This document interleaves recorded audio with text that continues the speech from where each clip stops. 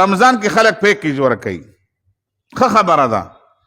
خلکو له وړه والی، وریجې والی، کجورې والی، شربتونه والی، اچارونه والی، چای چینی والا والی، پی والا والی ورکوي، پیکجونه ورکوي. جی د غریب دا روجه ښکلي شي، په نهر روجه ورنشي، د کجورې نه محرومه نشي.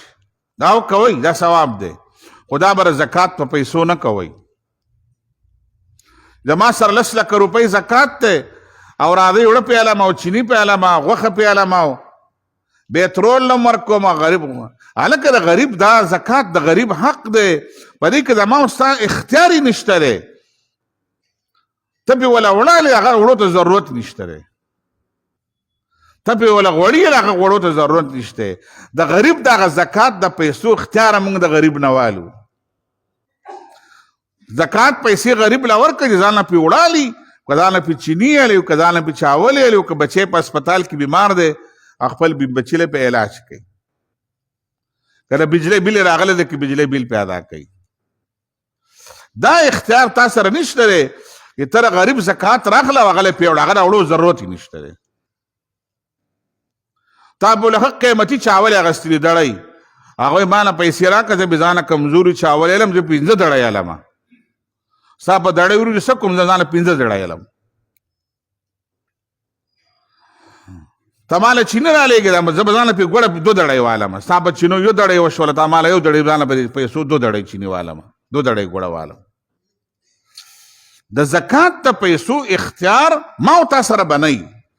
ما باندې 10 روپۍ زکات دی، 10 روپۍ غریب له ورکړه، هغه پې څه کوي به پیکجونه به په دې نه جوړو. پیکج د خپلو خیراتونو نه، صدقاتو نه، دې نه جوړ کړي. دا زموږ د معاشرې ډېر غلط تصور دی. د مالدار خلک دقه چل کوي، بیا ډرایور له هم ورکوي، ملازم له هم ورکوي، خور له هم لیږي، ترور له هم لیږي. او حاجي صاحب داسې تکنه شوی ده، پیکجونه تقسیموي، زکات تقسیموي. زکات د غریب حق دی، پیسه ده، پیسه ورکوله. ته نور تکنه نور صدقې پیکجونه بیا تقسیموي. یو مسله دا یاده کوي،